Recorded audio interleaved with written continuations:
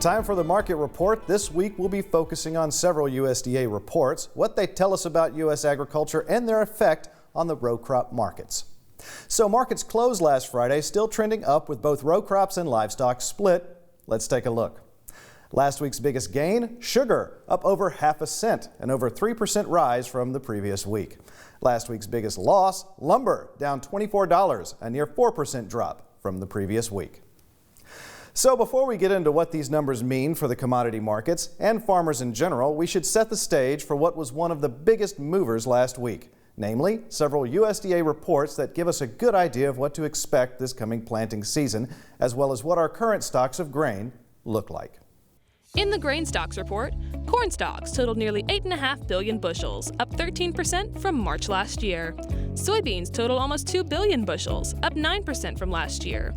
And wheat totaled a little over 1 billion bushels, up 16% from last year. In the rice stocks report, rough rice totaled 100 million hundredweight, up 31% from last year, while milled rice stocks totaled just under 6.5 million hundredweight, up 48%.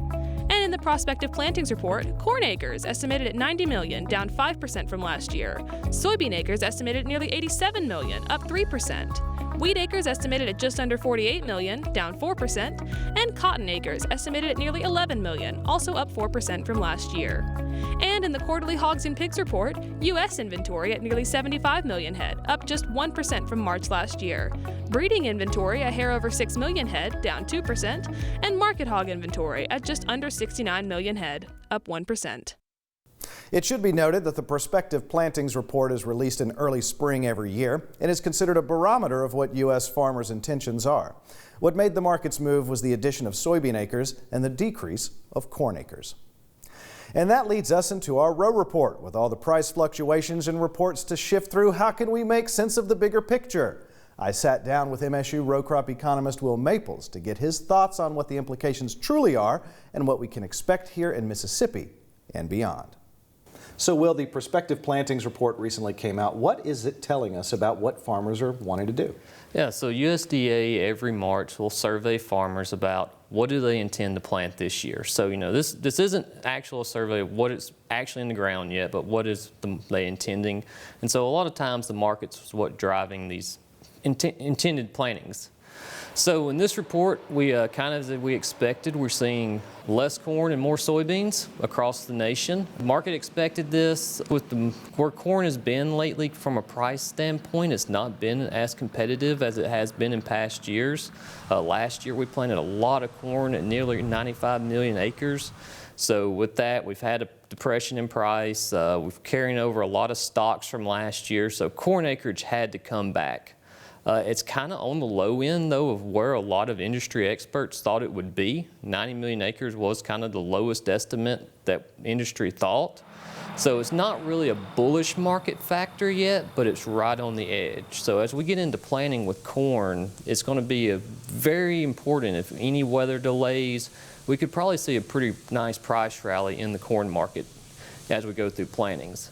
On the soybean side of stuff, we expected more acreage to come in. Soybean stocks are tight. We needed more acreage. The market needed some breathing room, and the estimate came in about where we expected it to be. So on the cotton side, it looks like acreage is also up a little bit too. Yeah, so acreage has come up on cotton. Cotton prices have had a nice little rally through the winter. It's back over 82 cents or so last few weeks, pushing 84 cents.